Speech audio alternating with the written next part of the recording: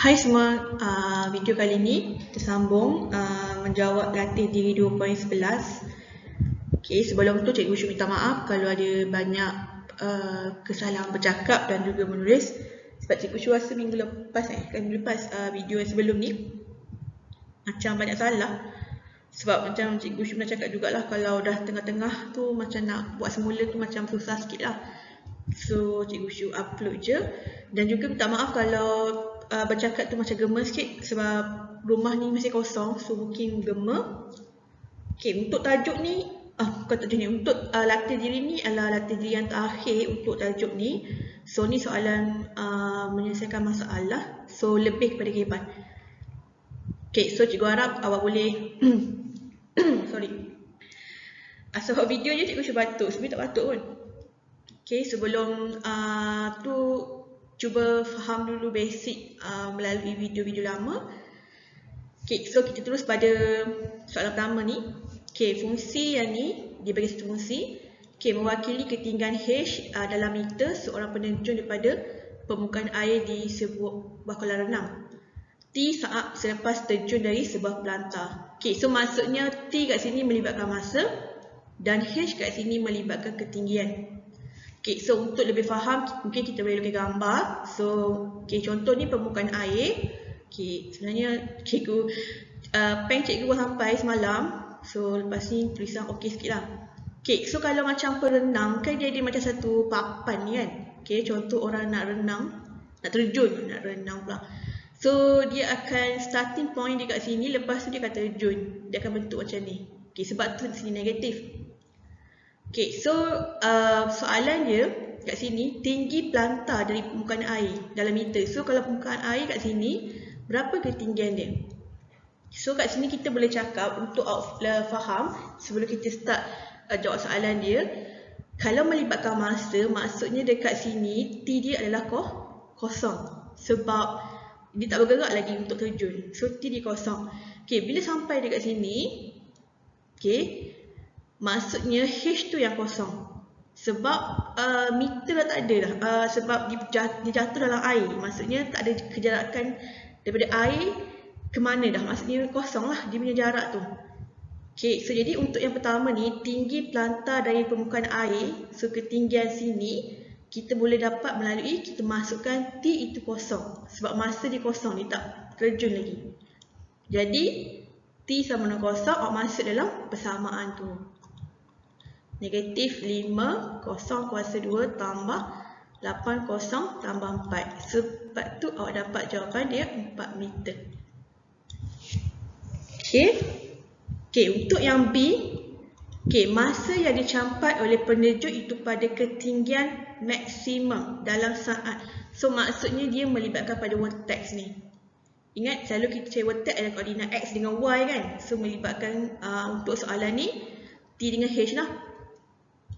Okay, so maksudnya dekat sini untuk menjawab soalan B, awak boleh guna dua cara. Antara awak nak guna X sama dengan negatif B over 2A, ataupun awak guna kaedah penyempurnaan kuasa 2. Okay, maaf tak sempat nak tutup telefon. So bila awak menggunakan kaedah penyempurnaan kuasa 2, nanti awak akan dapat dua jawapan teruslah untuk T dengan H. Tapi untuk kali ni Cikgu Syu rasa macam mudah kalau awak guna yang ni je kan, formula ni.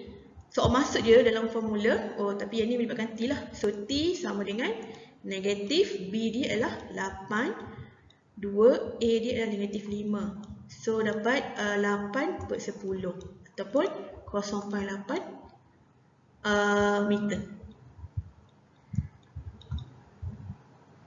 Apa ni sebenarnya? Tengok salah. Bukan meter lah, saat. Dia masa kan. Tengok ada je salah. Okay, lepas tu C, tinggi maksimum yang dicapai oleh penerjun itu dalam meter. So dia tahu nilai H ni. Okay, ingat macam nak cari? Jawapan dekat sini masuk je dalam persamaan asal ni untuk dapat H. So C, H 0.8, maksudnya negatif 5, 0.8 kuasa 2 tambah 8, 0.8 tambah 4. So dapatlah 7.2 meter. Okay, untuk yang D, julat masa selama pena hijau itu berada di udara dalam saat. Okay, so sekarang ni dekat sini dia belum start T sama kosong. So dia akan start selepas kosong lah. Ingat julat ni melibatkan lebih besar ataupun lebih kecil je. Okay, lepas tu bila sampai dekat sini berapa maksimum dia punya masa tu. So maksudnya bila sampai sini dia dah berada di bawah, bukan berada di udara dah. So nak dapat kat sini kita gantikan H sama dengan kosong. Maksudnya negatif 5T kuasa 2 tambah 8T tambah 4 sama dengan kosong. So awak guna EQN tu awak dapat dua jawapan. Okay, yang mana jawapan negatif tu awak abaikan, kita ambil jawapan yang positif sahaja. Jadi apa ni? T. So T tolak 2 sama kosong. So T dapat 2. Maksudnya sampai kat sini 2 saat. So jadi jawapan dia T adalah melebihi kosong, tapi dia mesti kurang daripada 2 saat. Okay, dia tak akan termasuk dengan kosong ni sebab kosong tu belum start lagi berada di udara. Dia masih berada di papan ni. And then dia mesti kurang daripada 2 sebab 2 tu dah berada di dalam air. So dia bukan berada di udara. So ni jawapannya lah, julat. Okay, so Cikgu Syu harap sangat awak boleh faham untuk soalan pertama ni. Okay, kita tengok dulu soalan yang kedua untuk lebih faham. Okay, untuk soalan nombor 2 ni, sebuah terowong di lebuh raya berbentuk parabola. Okay, tinggi lengkung parabola terowong itu 2 meter diberi oleh fungsi ni. Okay, awak nampak, ingat walaupun dia berada di belakang, kena ingat yang A tu dia adalah bersama dengan X kuasa 2. Okay, dapat tak negatif ni sebab tu dia punya terowong ni macam bentuk macam ni, masam. Okay, dengan keadaan X ialah lebar terowong itu. Macam ni. Okay, lepas tu tentukan tinggi maksimum terowong itu dalam meter. Maksudnya dekat sini lah vortex tu. Dekat sini X dengan H kan. Jadi macam sebelum ni Cikgu Syu cakap boleh guna dua cara. Maksudnya awak cari dulu koordinat X tu, nilai X tu yang formula negatif B over 2A. Lepas tu masuk dalam kesamaan asal untuk dapat ketinggian dia yang H ni. Ataupun awak guna penyempurnaan kuasa 2. Tapi Cikgu Syu guna metod ni juga lagi senang kot Cikgu Syu rasa. Sebab bila nak guna penyempurnaan kuasa 2 awak ambil masa sikit. So B dia kosong sebab tak ada X kat sini. So over 2A dia adalah negatif 0.06. Disebabkan kosong kat sini jawapan dia kosong. Okay, jadi bila dapat kosong awak masuk ke dalam kesamaan dia. So H kosong sama dengan 15 tolak 0.06 kosong kuasa 2. So dapat 15 lah. So jawapan dia adalah 15 meter. Okay, lepas tu kalau dekat sini, kalau awak nampak bila awak lukis gambar graf, maksudnya macam ni.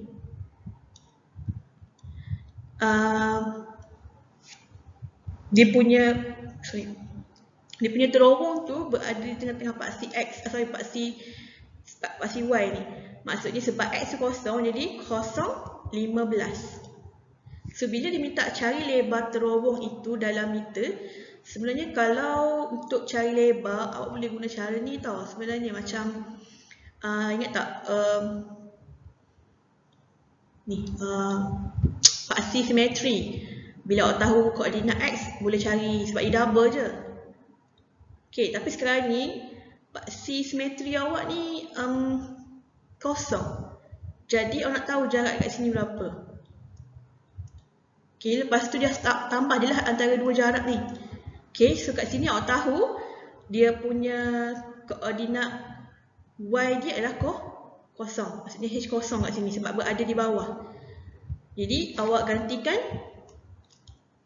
H tu kosong. Jadi 15 tolak 0.006 X kuasa 2 sama dengan kosong. Awak nak cari persilangan kat sini. So bila awak tahu kat sini, awak akan tahulah jarak dekat sini berapa, dekat sini berapa, lepas tu tambah je. Okay, so bila awak selesai yang ni, okay, bila tekan kalkulator, awak dapat jawapan dia dalam bentuk perpuluhan. So bila dalam bentuk perpuluhan, awak tak boleh tunjuk jalan kerja awak ni guna kalkulator sebab dia tak ada kurungan. Jadi awak kena guna formula yang X tu. Formula X negatif B tu kan. So negatif B plus minus B kuasa 2 tolak 4AC per 2A tu. Okay, guna formula ni, awak masuklah dia punya ni, X sama dengan negatif, B dia kosong, tambah tolak, okay, kosong kuasa 2 tolak 4, A dia adalah negatif 0.06, C dia adalah 15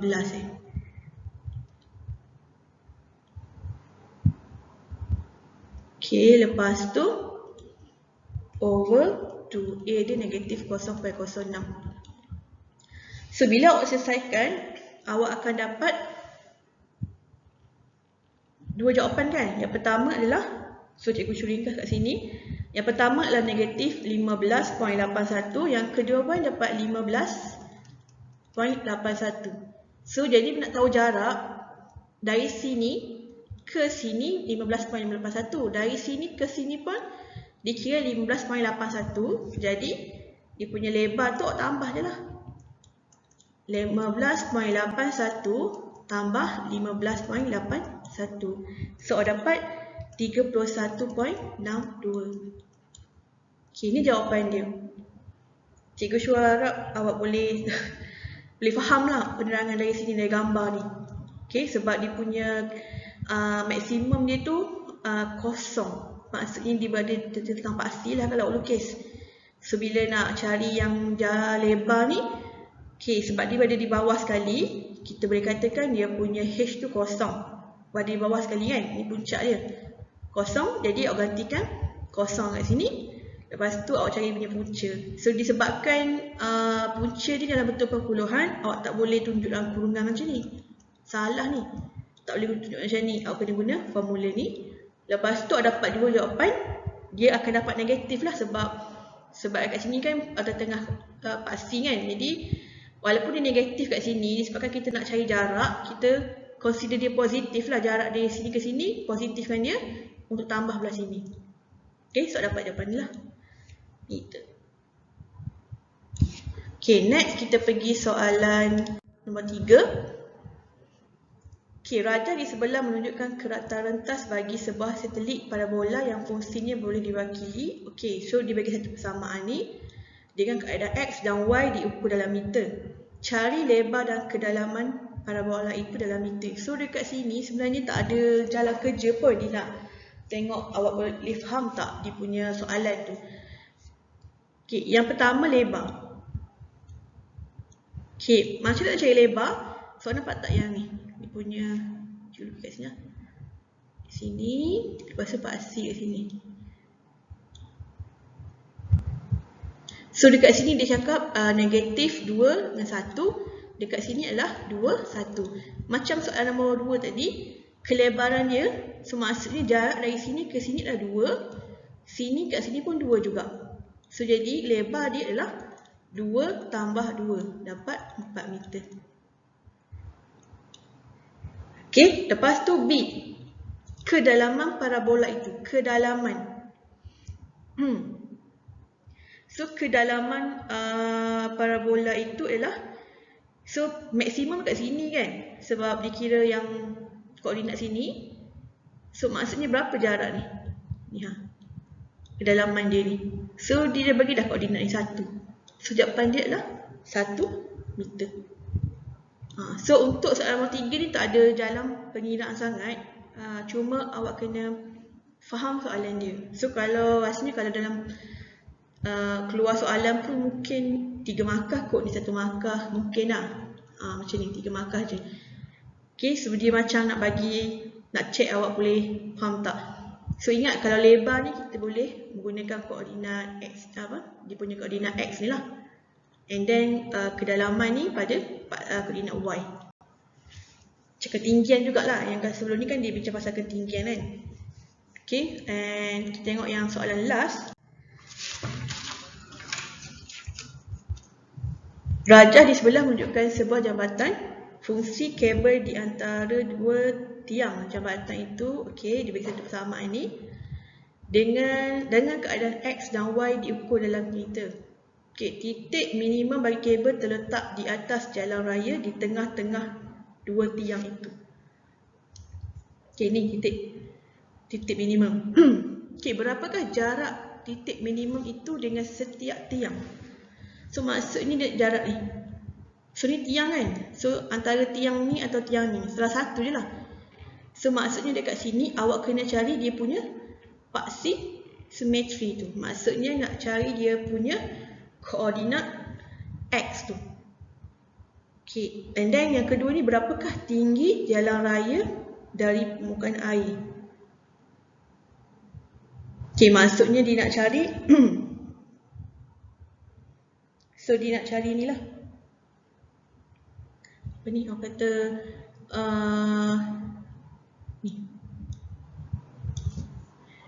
ni tiang, ini jalan raya kan. Sorry. So yang ni dia punya sekejap, air ni mana air lah? Betul lah air kat sini. So air dekat sini and then ketinggian dia kat sini. Maksudnya dekat mana dia berada kat sini. Berapakah dia punya koordinat Y tu. Okay, so untuk A macam biasa sama juga, awak boleh guna dua formula. So mungkin kali ni Cikgu Shu tunjuk dua cara lah. Yang pertama, kalau awak nak guna X sama dengan negatif B over 2A. Untuk jawapan yang pertama ni, jarak titik minimum dengan tiang ni, kita cari paksi simetri dia. So negatif B dia adalah negatif 1 over 2 1/400. So awak akan dapat jawapan dia 200 meter. Okay, untuk yang B, okay, so untuk yang B kita dah tahu dia punya koordinat X. Kita nak tahu pula dia punya koordinat Y. So yang 200 ni masuk dalam persamaan asal. So 1/400 200 kuasa 2 tolak 200 tambah sorry 150. So awak dapat jawapan dia adalah 50 meter. So maksudnya dekat soalan ni pertama yang A ni melibatkan berapa koordinat X kat sini. So kita boleh tahulah jarak dengan tiang. So untuk berapakah tinggi jalan raya dari permukaan air. So jalan raya kat sini, so permukaan air kat sini. So berapa jarak dia? So kita menggunakan titik minimum dia tu. Okay, nilai minimum dia. So ni jalan kerja dia. Okay, so kalau awak nak menggunakan penyempurnaan kuasa 2, okay, so kaedah penyempurnaan kuasa 2, ingat bila nak guna penyempurnaan kuasa 2, awak kena keluarkan 1/400 tu. So kat sini X kuasa 2 tolak 400 kan, 400X tambah dengan 60,000. Okay, ingat bila awak darab masuk, awak dapat balik yang atas ni. Okay, lepas tu awak guna formula yang Cikgu Shu ajar itu, di mana buat kurungan kuasa 2, kat sini mesti tolak, dekat belakang ni tambah 60,000. Okay, lepas tu kat sini masuk X. Okay, sini tolak kan, so tolaklah 400 bahagi 2, awak dapat 200. 200 kuasa 2 dapat 40,000. So selesaikan yang dalam tu, awak akan dapat X tolak 200 kuasa 2 tambah 20,000. So last sekali awak darab masuk ni, awak dapat 1/400 X tolak 200 kuasa 2 tambah dengan 50. Okay, so bila awak keluarkan koordinat dia, ingat 200 dengan 50. So samalah. So jadi bergantung pada awak. Awak nak guna yang ni pun boleh, yang ni pun boleh, tak ada masalah. As long as awak tunjuk jalan kerja macam mana awak dapat. Tapi formanya adalah cara ni lah. Maksudnya awak tunjuk penyempurnaan kuasa 2 and then awak dapat jawapan. Tapi sebelum tu kena faham dulu soalan. Okay, daripada 1 sampai 4 awak nampak tak macam ada kesamaan sikit lah soalan tu. Mostly dia akan merujuk pada nilai vertex tu. Maksudnya kalau melibatkan ketinggian dia akan melibatkan pada paksi paksi Y. Kalau pada tadi macam masa kan, tu melibatkan paksi X. Yang ni jarak paksi X. Jadi apa-apa untuk soalan macam ni, mungkin awak boleh cuba try soalan lain. Adakah yang soalan awak cuba tu dia lebih kurang macam ni juga? Cikgu Syu rasa mungkin lebih kurang jugalah kot kan. Sebab bila kita berada di tajuk yang sama, kita akan fokus pada pengiraan yang sama. Maksudnya dekat sini kita menggunakan cara nak cari nilai vertex tu, antara dia titik maksimum ke ataupun minimum. Dan juga kena faham bila kita nak kata X tu kosong dan bila nak kata Y tu kosong. Macam soalan yang pertama tadi, pasal penerjung tu kan. Bila ditanya berapa jarak antara pelantar dengan papan tu dengan air, maksudnya kita cakap dia belum start terjun. Jadi masa tu kosong lah. So kita masukkan T tu kosong. And then bila dah sampai dekat permukaan air, maksudnya jarak tu kosong. Jadi H tu dah kosong. So Cikgu Syu harap awak ada sedikit idea lah untuk jawab soalan kebab macam ni. So Cikgu Syu rasa Cikgu Syu stop kat sini sebab dah habis dalam 4 soalan. So kita akan pergi video yang terakhir. Untuk yang latih diri berapa untuk video yang last kali kan, latihan intensif 2.3, sebab ada 11 soalan. So mungkin Cikgu Syu akan separate 2 video. So mungkin kita akan pergi pada nombor 1 sampai nombor 6. And then nombor 7 sampai nombor 11. Cikgu Syu tak mampu nak habiskan sampai nombor 11 sebab takut lama sangat. Bila lama, Cikgu Syu banyak salah bercakap dan juga nak convert kepada video tu sangat lama. Jadi Cikgu terpaksa separate video. So kita jumpa lagi next video. Jangan lupa tekan butang subscribe dan loceng untuk dapatkan notification video terbaru Cikgu Syu. Terima kasih semua. Selamat belajar. Bye.